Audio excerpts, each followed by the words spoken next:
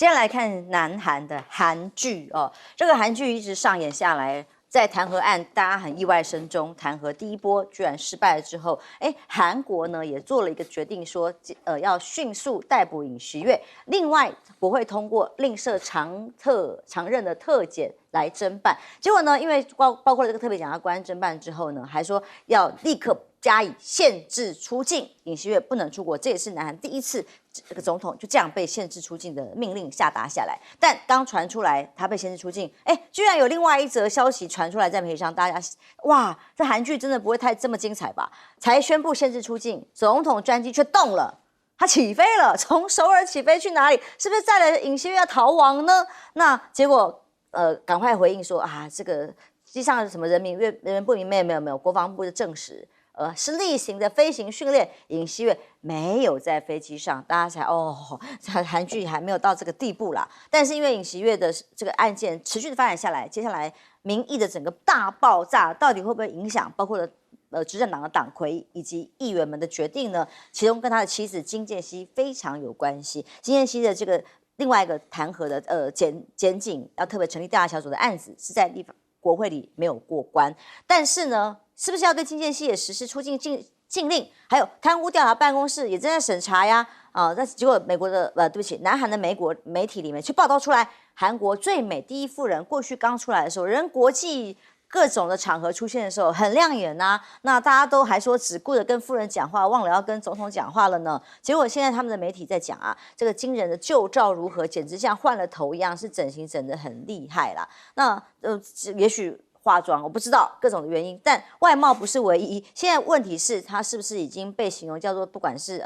纣王暴虐无道的原因，或者是因为妲己像这样影响了总统的判断，甚至有没有被接受贿赂啦，影响政局啦。那过去尹锡悦曾经讲过一句话，我宁愿再娶我的妻子，也不愿意成为总统啊。真是爱妻俱乐部的天花板，所以这也是被说是不是已经跟包括执政党内部达成协议，只要保住太太，那其他的他都会配合办理，也成为南韩民众愤怒的原因。当然，执政党这些集体走人、没有参与投票的议员，全部刚刚前一段给大家看的这个韩国的报纸，全部被登上了头版头，所有的名字跟名单。那这105个议员的长相，还有这种永远他们背个当第一时间虽然投票挡下了所谓的戒严案，却没有让他被弹劾，呼吁选民要永远记得这些人。而执政党议员没有弹劾造成的效应是，很多民众送上了花圈，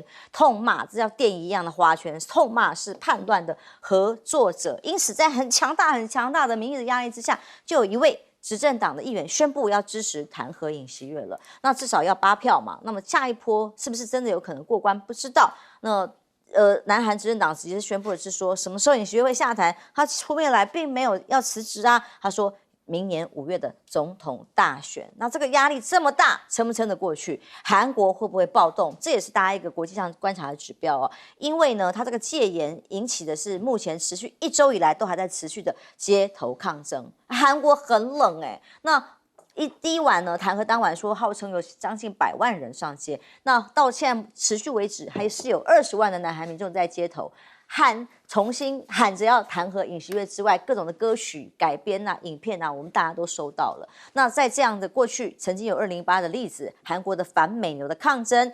烛光示威的抗议再度的出现了，而广场中心的李舜臣大将军铜像这里被3层楼高的码头货柜圈住，结果还是有民众看到厉害了吧，爬上货柜要做抗议，尤其是这个对韩国的经济冲击更是非常的巨大，除了这个外资会担心，旅游人口会担心，而这个股会杀声隆隆，4天韩股就蒸发了2.7兆元，更是因为他打经济牌上任，要让一般的民众有好日子过啊。却用6小时让南韩倒退10年，海外投资银行预计南韩明年的 GDP 可能会跌到1%左右啊。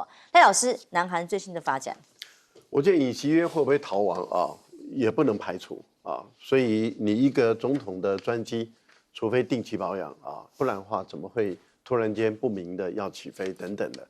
那这个当然会引起韩国民众的担忧嘛啊，因为这位总统还没有入狱。所以我觉得他们的司法检调单位紧急的要拘留或者要逮捕相关的人士，我觉得这个部分里面是必须要纳入考虑在里面的。另外有关于把金建熙跟妲己来比不合理了。妲己是自然美，因为她那个时代没有办法整形嘛，所以她是自然美。那你不能够把一个自然美的美女跟现在的金建熙来做比较，不公平，对妲己不公平。但是问题我还是老话一句就是说，把男人的错都怪在女人身上是更不应该的，因为决定者在你嘛。是，也就是说，今天你要戒严，绝对是难道是金建熙叫你戒严的吗？然后即使金建熙，但是事实上是目前没有证据证明是他嘛。即使他要你戒严，你也可以说不嘛，因为你是学法律的，总检察官出身，你知道事情的严重性，这是司法性的问题，所以是自己要做决定嘛。自己做了一个决定，然后现在可以把所有的错都怪在这个太太身上吗？我觉得这一点上也站不住脚了另外一个部分里面，就是我个人是认为，如果尹锡悦，因为尹锡悦不要吃韩国人民的豆腐，他已经当了总统了。当了总统以后，就是说，如果要我再娶一次，我宁可娶她，我也不要当总统。但是这不会是如果嘛，因为你已经是当了总统了。我觉得这样子不好，这样子吃人民的豆腐，吃太太的豆腐都不好因为你已经当总统了，你要不你就立刻辞掉嘛。你现在连为了保太太马上辞职下台，你也不愿意啊。我觉得这个没有什么道理，可以做交易嘛。另外，我觉得现在的情况是这样子，韩国的广大的人民的力量非常的愤怒，所以这个弹劾案第一次没通过，我们看到就是国民力量出问题了。国民力量颠三倒四，翻来覆去，他们本身已经站不住脚了，从支持弹劾到反对弹劾我觉得也就是说最早是反对弹劾，到支持弹劾，再反对弹劾，这样的一个政党翻来覆去，我们在问为什么？背后有没有美国的影响力在里面？所以他的总理跑去见韩国的美国驻韩国的大使，在这个节骨眼，你去见韩国的大使，身份配不配？我觉得这个部分里面是应该大使来见你，还是你去见大使？我觉得在这个部分里面看出谁是老大，谁是听谁的。那这样的一个情形下，韩国的人民当然愤怒嘛，而且人民的愤怒罢工开始了，而且罢工会越来越多，到最后如果开始罢课了，情况会越演越烈。我个人是觉得啦，国民力量党他每弹劾一次失败，挫折会让韩国的人民更加的愤怒。那人民更加的愤怒，他除了愤怒这个尹锡悦以外，跟他的政府，他接着就会愤怒于国民力量党。那现在国民力量党所有的人头都被放在那边了，他的服务处办公室都被放在那边了。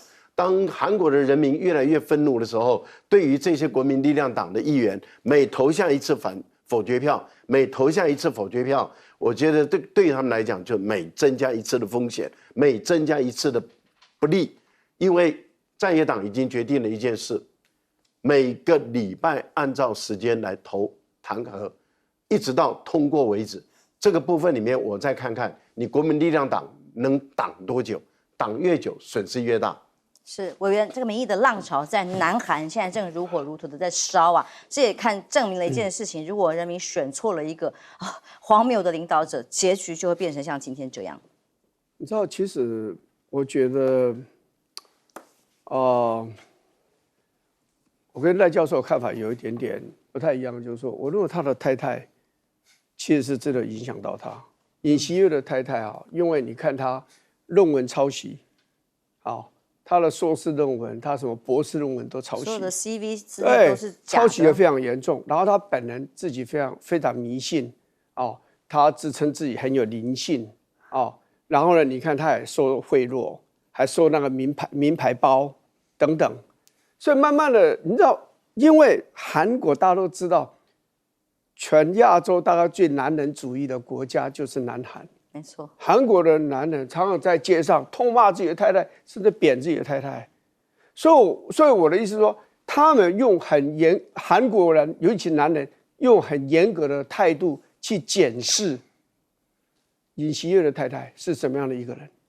那尹锡悦太太当然替他惹了非常多的麻烦嘛，因为你光以迷信这件事情来讲，人家就觉得尹锡悦莫名其妙，总统府你不住，哪有一个国家的总统搬到国防部的大楼里面去住了，而且还多花了8亿的台币，很大的一笔钱去做一些整修，哦，然后你竞选的时候手掌上写个王，然后呢，你就职大典的时候，那个代表团要拿着桃花的那个树枝进来，那也叫辟邪嘛。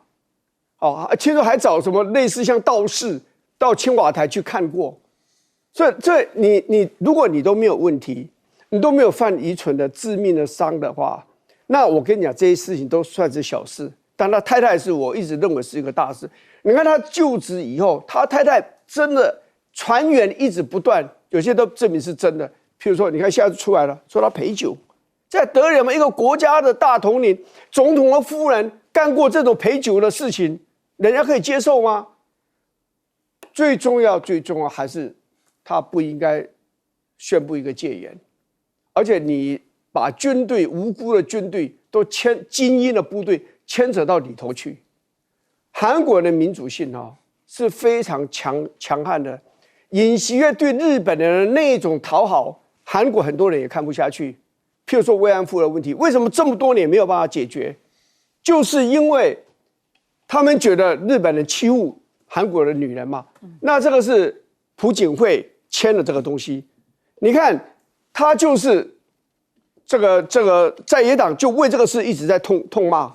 这个事实上是在野党在韩国很多民众认为在野党比较有骨气而不是讨好。譬如说尹锡悦到了白宫去唱一条美国的歌，叫《American Pie》。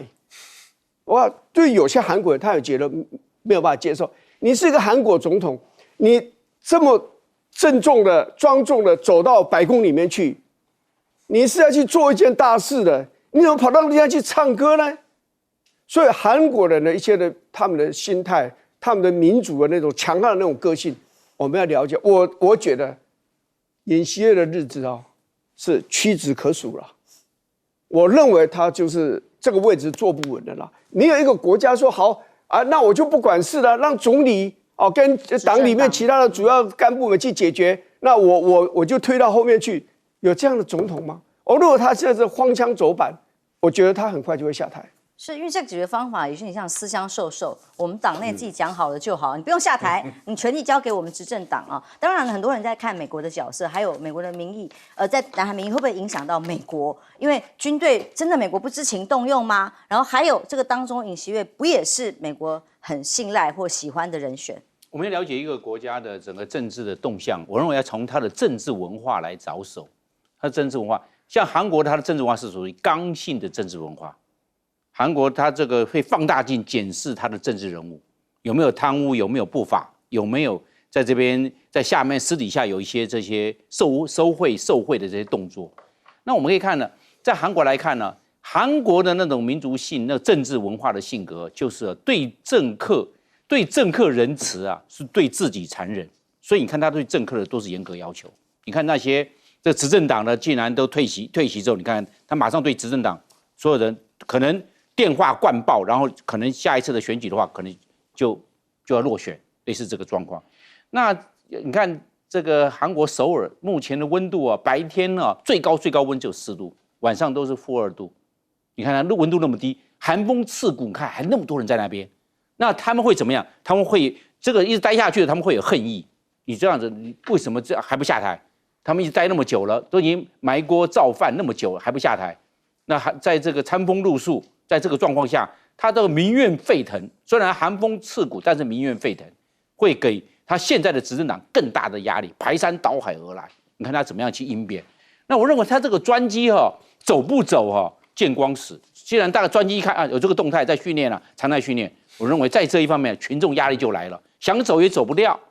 专机真的要走的话，只有一个因素，美国因素。要去美国吗？对，除非是这样的，那美国如果不会放行。100%不可能，他想去日本没有门都没有，他唯一就是美国，决不决定在美国，美国不放手，万万不可能。想要跑，你在国内你自己解决你国内的事情，所以这个群众的这些声势、群众的压力就是个压力锅。因为我们来看呢，现在经济在恶化，经济恶化整个的状况哦，这个压力指标会回馈他们到执政党，会回馈到尹锡悦身上。你看这种愤怒指数会更高，所以它的愤怒指数不是向下，愤怒指数一直在攀升，那这个怎么办？愤怒指数一直在恶化，那这个政局就会整个变，整个会变哦。那我认为他们这个执政党还有这个尹锡悦，可能越早关灯，越早应变，越早下台，对他来讲是越好。如果一下去的话，可能动荡到一发不可收拾，那不是不可能哦。以前曾经发生的光州事件哦，都有这种，我认为不要去完全排除。南韩经济已经够差了，有个新数据是说，平均南韩的民众一般来讲，平均一天只能吃1.8餐，表示经济的状况并不好。现在雪上加霜，南韩的状况其实也跟美国都有关系。被说美国媒体看拜登宛如人间蒸发，自从去南非访问完之后，就看不到了。连人家法国圣母院要开幕，邀请的人是谁？是川普，没有邀拜登，那大家觉得很尴尬。各国政要都到了。那邀请的却不是现任的总统，而是即将上任的总统。那所以美国的 Political 的媒体上分析好像拜登提前离任，变成川普在影响政策，民主党忧虑权力真空的状态，现在真的是处于一个尴尬期。而川普讲的话，那当然就更是重中之重，本来就准备要上任了。但是关税这件事情，有没有可能有转圜的余地呢？他第一次公开谈话承认，无法保证接下来物价会因为加高过分的关税而造成的调涨，涨关税就会造成成本转嫁消费者，物价大涨。那所以呢，怎么办？在经济其他领域也是这样，关税还是很强大，他还是要做，但他面对到了这个问题，会不会有可能有转圜？包括像卫生纸之乱啊，大家抢着囤货啊，因为担心川普啊，不只是这个不易腐烂的食品之外，先前是讲电器嘛，这高价的商品嘛，连卫生纸、一般的日常用品，通都在囤货。因此，加拿大跟墨西哥跟美国的关系，接下来已经扬言说要提高关税啊。杜鲁道现在在跟他见完面之后回应的是说，我们必定会用方法应对不公平的关税，必将奉还。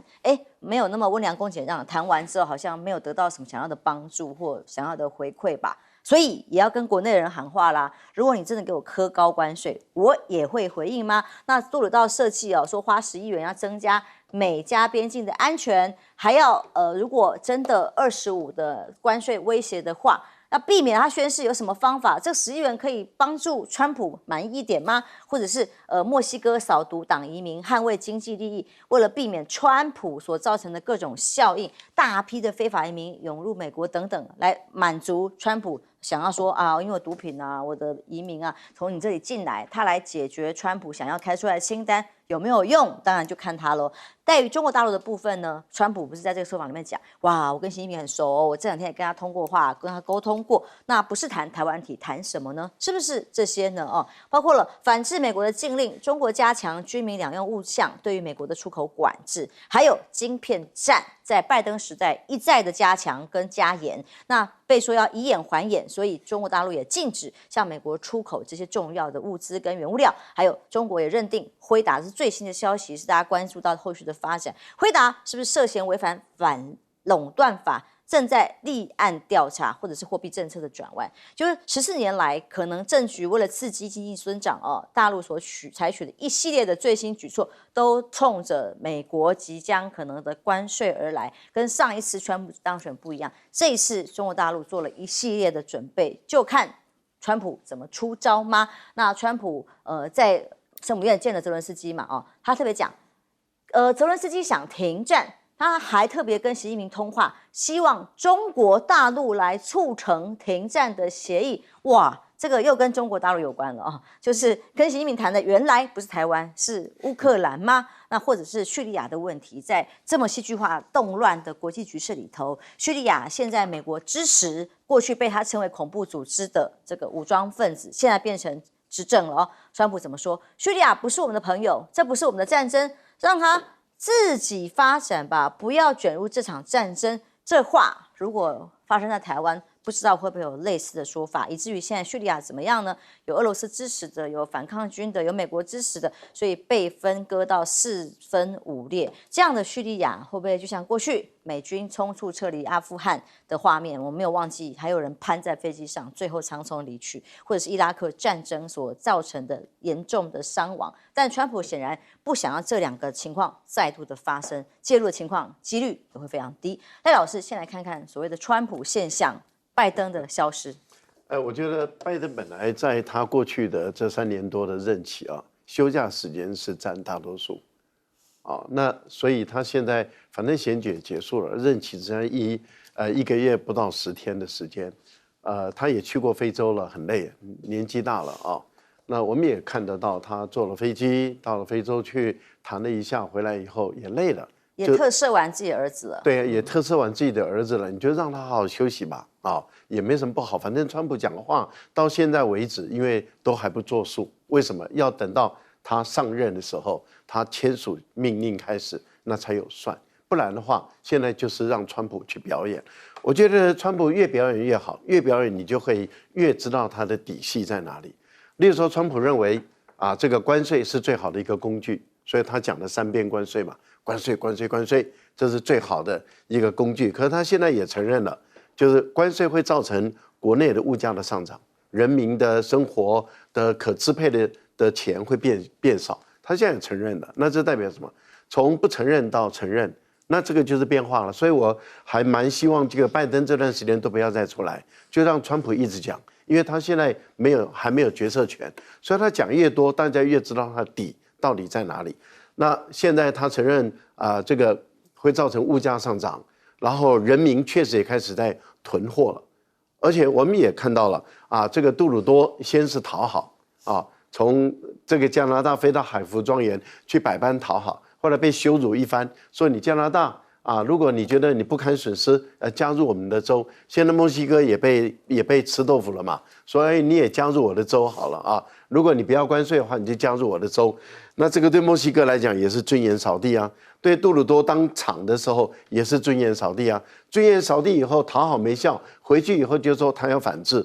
可是加拿大并不是真的没有反制力量哦，虽然加拿大赚了美国外汇不少，但是不到1000亿美元，所以川普是自己胡说八道，大概600-700亿美元。可是问题是，有美国很多州，大概有30几个州，它对于加拿大是出口大州，也就是说，并不是加拿大在对30几个州里面都是出口州，是进口州。为什么？因为加拿大的石油跟天然气卖给美国，就占它的整个贸易总额1/3了。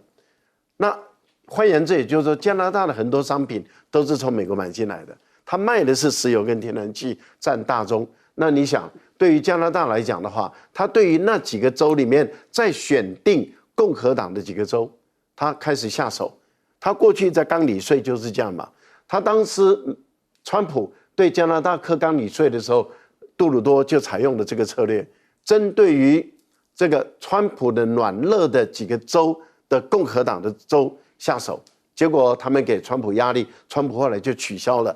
18年加关税，19年关税取消，这代表什么？川普一旦有压力以后，还是会后退嘛。那现在美国要对中国大陆，以川普的说法，哇，那个关税真的是不得了啊，又是60，又是10，又是100然后到处加，不管他加多少，可是我们看到大陆现在这1个月就12月到现在才10号，他一连串的出手。例如说，您刚才有提到的对稀土的管制对加锗，而且只禁止到美国去。我们也看到了，他对于大陆美国的军工企业13家，那么制裁了；对于军工企业的6个负责人制裁了。这些负责人以后转到别的企业，很难跟中国大陆做生意因为他是被制裁的一个对象。还有，我们也看到了，您刚刚讲的，对于辉达，辉达的反倾销已经开始启动了。那如果说一旦批准的话，辉达2023年在中国所赚的54亿美元，那么最高可以罚到10%，就是5.4亿美元。所以你看，辉达的股票马上就往下降了，今天就跌了，昨天就跌了2%多。这代表什么？大陆一直在出手，在增加它的筹码。这个筹码越多的话，跟川普做交易的空间就越大。休息一下，马上回来。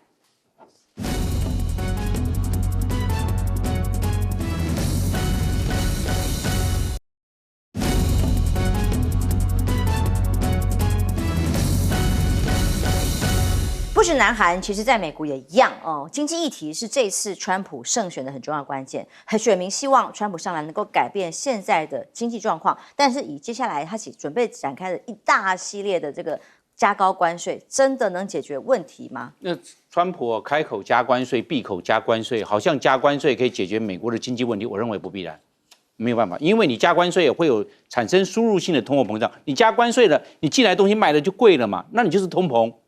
那你物价高涨了嘛，你就是通膨。那通膨的话，你要抑制通膨，很简单，那你就是加息。你加息的话，把钱管制住啊，钱不要那么多跑出来啊。你一加息之后，请问投资怎么办啊？你的利率那么高，投资谁敢借钱投资啊？那你就是整个就会变成停滞性的，就变成本来是输入性的通货膨胀，现在变成停滞性的通货膨胀。我认为这个是维持高利率没有办法，也是没有办法解决这个方面通膨问题。那变成经济发展受限了，经济发展就业力也会受限。所以我认为这个是环环相扣的。不要说那个川普一直认为加关税就解决问题了，解决经济问题了，我认为未必。那这个我认为要从美国的经济结构来着手才对了，不是光只是从关税来着手来着眼。我认为这没有办法解决它这个基本的问题。我认为这只是一个治标，暂时治标，但是治本还是没有办法。我认为川普目前现在是治标，并没有治本。那我们现在另外看这个乌克兰战争，这个泽伦斯基我们讲的泽伦斯基因为泽伦斯基我认为他打不下去了，一定打不下去。他兵败如山倒，11月份的话丢到了600多平方公里，你怎么这是越丢越多？他现在可能有点就类似兵败如山倒啊。我认为泽伦斯基应该放弃幻想，接受事实，他一定要失败，因为只要所有的国家都没有出兵愿意帮助乌克兰的状况之下，他这个败局一定要去接受。然后你越往外接受，你损失的越多，因为死掉的人、战死沙场的人会越多嘛，那怎么办呢？而且乌克兰一向都知道，大家知道乌克兰贪污很严重，对不对？会倒卖武器啊，会做那些事情啊。而你看他的各个的计划，光复计划也失败，胜利计划也没有。你换句话说，他比较会讲大话，比较不务实。那现在可能要回到谈判桌了，因为川普有讲清楚啊，你如果不谈判，我马上给你断掉军援，那什么都没有了，那更惨呢。那这样的话后继无力，根本火力战力都没有了，会有这个状况。所以我认为他可能要接近事实，可能要割地求和了，要割地谈判了，要接受现实的条件了，要不然的话，乌克兰在这一方面到时候后面，美国如果撒手又不管的话，那乌克兰会更惨。我认为现在是他的停损点。川普蛮有意思，他是找中国大陆来帮忙调停和谈，那会是什么样的条件跟情况？休息一下，马上回来。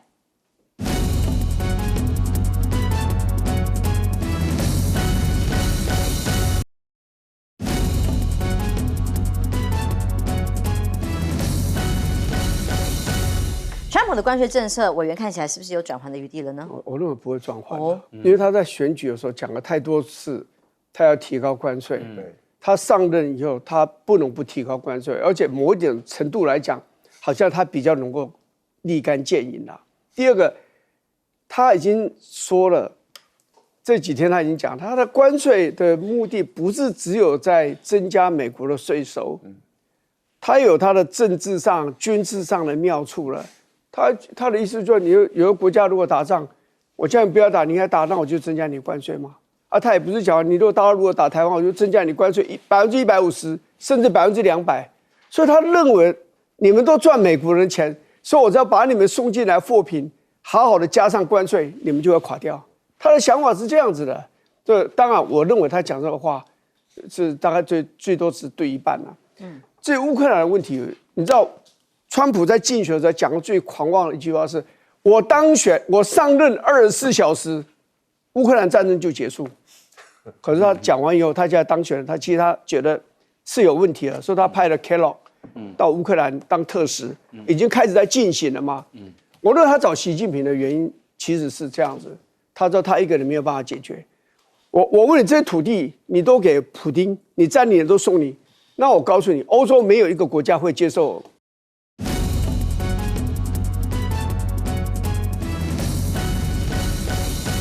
观众平安，欢迎收看 TBS 新闻大白话，我是王浅秋。首先介绍这一节跟我们一起讨论最新国际国内议题的来宾，第一位是国际政治专家赖岳乾老师，主持人好，观众朋友大家好，国际战略学者林玉芳，大家好，前空军副司令张延廷将军。主持人好，大家好。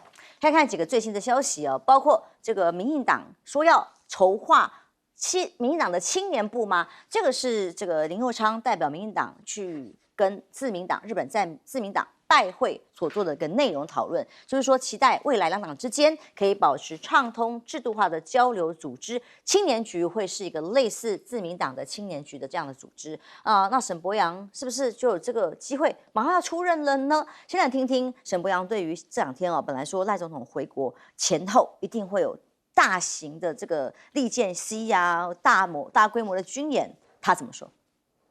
如果中国要做相关的演习，非常取决于天气。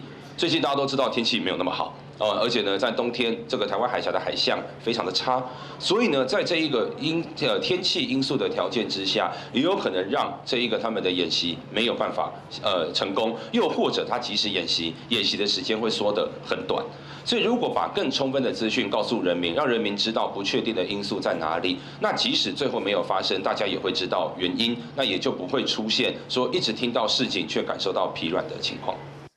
这个消息从哪里来的？最早不是我们某不具名的国安高层告诉外媒说，赖总统出访前后会有大规模的大陆军演吗？那现在这个意思就是说有啦。本来要有的啦，可能天气不好、海象差等等各种原因所造成的吗？那或者是联合利剑西将要启动？国防部讲的有啊，在浙江、福建空域开设了7个地方。那大陆的回应是说有没有共军对于台湾的军演是针对赖总统而来等等。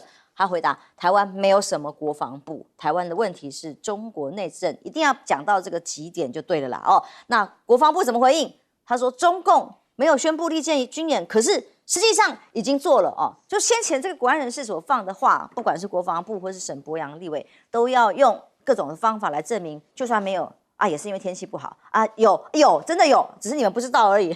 他说这样有一个最新的消息是这样的，不止59共机舰的在这2天在台海附近的穿梭之外，外媒甚至报一共有共建90艘，直接在第一岛链跟第二岛链之间。那国防部的情次室次长还特别讲，哇，这个数量非常的惊人，散布的位置超过台湾，再往东第一岛链、第二岛链之间。想要传达的就是所谓的台海内水化中国海军的大动作，日本防卫省说又有3艘连续2天经过冲攻水道进到太平洋，那么共建行经宫古海峡已经成为例行常态的警巡。那台日的关系或在台湾附近所谓的台海内水化也是正常。问题是到底有没有这个军演？总是我们说有就有了但川普怎么说？马上就要就任成为白宫的主人，他怎么回应？被媒体问到，请问如果中国大陆无力犯台，是不是会致力捍卫台湾？他说从来没有这样说过一直问他问了好几次，包括还是不愿意说吗？他没有，他说我没有这样说，是因为我必须协调事情，而且他说我也不会这样说，他必须要去协调。那最后问，那你可不可以说你会不会保护台湾？他说我会宁可选择希望中国大陆不要攻打台湾。我跟习近平很熟问其他问题他回答说我跟习近平很熟悉，而且我们前3天还刚做了沟通，到底沟通什么我们不知道，但美日非抗中的这个氛围，各种的防卫的系统呢，是过去在拜登时期的重中之重。但共同社的报道是认为，美参众两院呢敲定2025年的这个财政国防预算框架里头，授权法案继续受准支出总额大概8952亿美元，所以呢，接下来要求政府呢制定把驻日美军司令部的整编变成统合军司令部要剑指中国。因为俄罗斯的潜舰突然在南海现踪嘛，也传出来说菲律宾很紧张，包括海军新闻的报道，就是说小马可是今年的1月就要批准大概1.14兆新台币来做军事现代化，买一些美国新的武器。菲律宾的海军发言人甚至说已经提交2艘新舰的计划，那会采购更多的反潜作战能力以弥补菲律宾相关军方能力的不足上次登舰检查之后，在这个南海的地方的冲突仍然是非常的严峻。那买一艘舰艇要长久规划，报道要凸显亲美同盟还是持续在的吗？川普上来之后会不会有改变呢？包括了这个猎杀 F-35、F-22的隐形战机啊，俄国提出这个海盗防空系统，不但能够遏制现代化的炮弹之外，还能够对付美国的隐形战机嘛，成为双方在军力上面的一些秀肌肉跟互相的较劲啊。委员，我们先来看一看，当林右昌说我们要成立一个民进党的青年局，这个到底意义是什么？民进党一直都想要跟日本加强联系，特别跟自民党，所以很多的日本的议员到台湾来，都跟民进党进行很密切的这样一个交流啊。所以这是反映他们对国际政治的一些看法，区域政治的一些看法。他们觉得拉拢日本对民进党来讲是很重要的一件事我倒是想讲到这个川普的说法，中共如果武力这个犯台，美国要怎么做？川普有很多种版本啦。第一个，川普本来就是一个善变的人第二个呢，他就是在竞选期间呢，他为了要讨好这些选民，他也说了很多不一样的事情。譬如他讲过说如果是这个中国大陆打台湾的话，他讲那我就轰炸北京啊。如果俄国还去侵略这个乌克兰，我就轰炸莫斯科啊。所以他讲过，这个真是很狂的讲法。过来他也讲说他们不会，如果他会的话，我告诉你，我就给中国大陆增加150甚至200的关税，150%到200。这是竞选期间讲的。他竞选期间也都这样讲然后他甚至说他们应该不会。我跟习近平很熟，他知道我这个人是很疯狂的。这很少一个国家的一个大国的一个政治人物会讲说我是很疯狂的，所以你最好怕我。这个是蛮有趣的一个人。可是你看他当选，现在还是他讲的话才是真正他的看法，他的观点，他的看法就变得非常保守，变得比较的，你可以说是暧昧不明坦白讲，这个其实就是美国历任总统，不管他讲了什么，最后就回归到一个基本的方针，对台湾也好，对中国大陆也好，就是所谓的武力犯台的问题，他们就是保持所谓的战略的模糊。所以川普讲说，我从来没有讲过，说如果大陆武力犯台的话，我要怎么做，我从来没有讲过啊。他讲过了，而且讲了太多次了，对不对？他甚至讲说，你台湾要我保护，你国防经费就要增加到10%GDP 的10%他都讲过这样的话。只不过他现在他知道他当选了，他要当总统这件事情他要非常谨慎小心。所以也就是说，几十年来的美国的对台湾也好，对中国大陆也好，有关武力的问题，他们的讲法就是维持所谓的 strategic ambiguity 战略的模糊，就是这样子。所以我们就要从这里，其实我们就要去领会一件事情了川普常常觉得美国是非常强大的，而且他是很敢以使用美国力量去追求美国利益的，所以这个是永远会把美国利益放在所有事物的前方所以对于这样的人，我们自己就是要小心。你说这个人你是不是可以完全依赖他？我觉得未必，他是一个可以被依赖的人。你看他讲话就是太多的版本嘛最后还是回到就是模糊所以我的感觉就是，我们自己还是除了你说加强武力，最重要还是在政治上，我们还要善用我们的政治智慧，去维持两岸关系的稳定。我们不可能完全依赖美国，美国你把我搞定就好了，你是统包吗？不可能的事情嘛。我们有自己的责任，因为大陆就在我们的旁边，我们中间的关系是如此的复杂经贸关系是如此的亲密军事的关系是如此的对立。在这个状况这么复杂的情况，我们最了解两岸关系，不是美国人，是我们最了解两岸关系，所以我们要用我们政治智慧来处理这个问题。所以基本上两岸的问题，我说实话不是军事问题，根本就是政治的问题。军事是政治延伸出去的这样的一个关系，所以我们要从源头来解决这个问题，那就是政治上要解决这个问题，让两岸关系稳定下来。旗舰会继续存在，污秽还会继续保留，但是我们基本上双方要有某种程度的互信，让这个战争不要爆发。将军，我的疑问是说，如果我们真的对岸即将有大规模的军演，那我们的官方应该要告诉谁？不是应该是我们国内所有的民众吗？我们要小心防范，或者是内部要准备。可是为什么老是都是从我们跟外媒说啊，外媒的报道可能有可能没有，然后现在再解释说其实虽然看起来没有，现在其实就有，到底怎么回事？有时候我们会跟着外媒在那边跑，其实我们自己要有定见，你要有定见是最重要，表示这个。可是我们的某不具名国安人士告诉外媒的呀。对，应该是我们要先告诉我们自己的群众，然后我们要怎么样去应对，怎么样去处置，然后人民要怎么样去强化，不管是心防或者是各方面的这种防备防范等等。那我们在这一方面，我认为做的不够周延，那变成抓瞎。那我们现在来看呢，中国大陆有没有在台湾这边内水化啊？就是要看有没有它的活动，海军或者是中共的海警船呢？有没有常态化？常态化表示内水化了，你都经常进出了嘛，你当然就是内水化啦。不然经常进出，而且距离那么近，就在24海，就在临街区，那我们没有办法拿出办法，那就是内水化。那我们可以看到它为什么数量会那么多呢？它就是将来就是先掌握制海权。我们所看到的是海上的军舰，但是不要忘了，它空中的无人机还很多。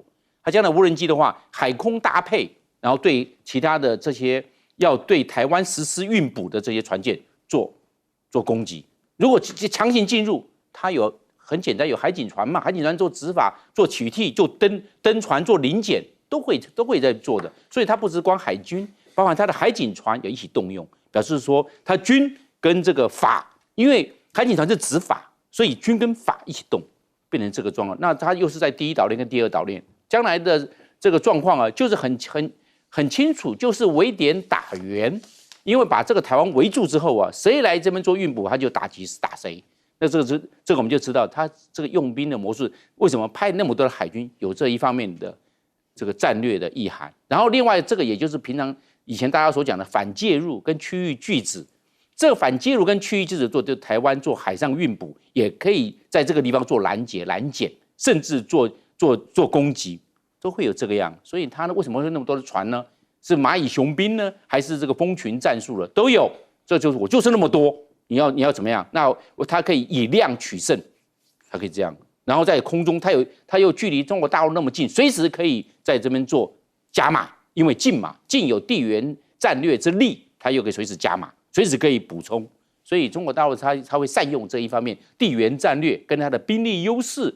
来对台湾的海上，天气不好就不能演习，也不会啊。那天气不好，大家都休假了，那是不是这样子？大家放假，反正不会嘛。我认为不要，我认为要带着敌情来练兵才比较实在。另外，我们来看这个川普所讲，要不要对台湾这一方面这个协防保护啊？我认为不会，因为原则上，川普在下个月20号上任之后，他会采取半乌克兰模式。乌克兰模式大家知道，美国是出兵啊，那美国有没有出兵？没有出任何兵嘛。美国原则上对台湾呢，我判断是协台、是助台而不参战，他不会参战，他帮助你嘛，你要武器有嘛，反正你有台湾有5000多亿美元的外汇存底来买嘛，反正你有钱嘛，你花钱就这样子。然后你要什么？你要弹药、要武器、要军舰、要战机，卖给你嘛。所以原则上，美国是协助而不参战。第二个，我认为美国会坐收渔翁之利。两岸互相斗、互相争来争去，彼此杀伐，不讲战争啊，把它坐收渔翁之利嘛，对不对？这样子，它对他来讲是最有利得的。第三个，我认为啊，谁给的好处多，他就是倒向哪一边。因为川普他是商人，他给的好处多，那大家就一直抱了美国大腿，那大家甚至 all in， 整个人梭哈一样，通通投进去，谁投的多，他帮助谁。所以，川普原则上他是将本求利，在两岸当中谋求美国的最大利益。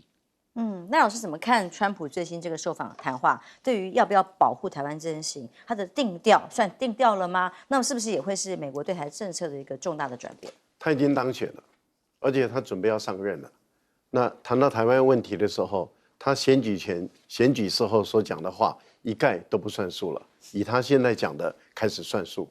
那他现在讲的算数就是他不会介入嘛，因为不管主持人再三诘问、再三逼问。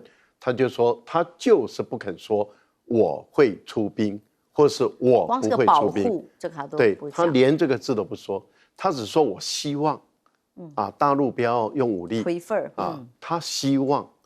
那这样的一个情形下的话，我们都知道那是非常软的、非常柔的。那重点是在于，他说我连台湾问题都不谈嘛，也就是说，他跟习近平打电话的时候，台湾问题他回避了，他不谈了。那这个跟以往有很大不同了。啊，他第一任上来的时候，他的庞佩奥啦等等的那些顾问啊，不是要打台湾牌吗？但是很明显的，我们看到现在对于川普来讲，他已经是一个有经验的总统，他知道这个地方碰不得，碰了也没用，碰了就跟中美的关系打得更凶，而美国也得不到什么好处，只会越来越激烈。那这样的话，他为什么要去碰这块？所以我个人认为，寄望于美国介入台湾，或是刚刚严婷所说的美国到时候战时的时候把物资援助给台湾，我觉得这个都还是不实际。为什么？因为一旦打仗了，台湾是海岛，战机如何送到台湾来？已经打起来了，封锁了，空域掌控了，战机如何送过来？坦克如何送过来？大炮如何送过来？军舰如何送过来？根本都送不过来嘛！你如何把飞机空投到台湾来？不可能的事情嘛！所以我是觉得说，连美国的武器弹药要运送到台湾来，台湾是海岛都被整个封锁了，空域也没了，空权也没了，海权也没了，你如何能够把这些武器装备送到台湾来？我觉得不切实际。我讲一下，目前民进党的操作手法是这样：之前先透过不具名的国安高层，把这个讯息送给跟民进党很有关系的特定的指定的那一位记者，然后由外电来报道。接着呢，在外电报道以后，转到内销里面来说会有联合利剑3。好，那现在没有任何联合利剑3呢，怎么办呢？怎么自圆其说呢？就跳出来说，因为天候、气候、海象不好。这个每一年我们基本上来讲，春夏秋冬，每一个月它的平均海象跟平均气候，基本上来讲，在一年的四季里面，它是差不多的，会有一些变化，但是并不大。至少没有台风吧？除非台风嘛，至少也没有台风没有台风来了嘛，所以它变化不大。变化不大的情况是怎么样？例如说哪几个月不适合演习，一般来讲就会避开；哪几个月不适合操演，一般来讲就会避开。这个大家都知道的事情。换言之，也就是说，在未来作战的时候，很不适合的情形下，为了避免太大的损失，也可能不会。更何况演习通常要减少这个不必要的伤亡，所以都会避开。好，现在没有联合利剑3了，现在开始在吹，哎呀，因为天后海象，所以没有。那国防部又跳出来说，哇，这个其实有，已经有了，其实有，而且有了这个数量十分惊人。我说胡说八道，你有了你就公布。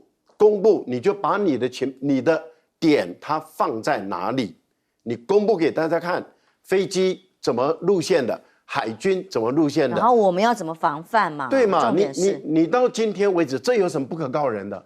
请问一下，有哪一件事情不可告人？台湾的民众不能够知道？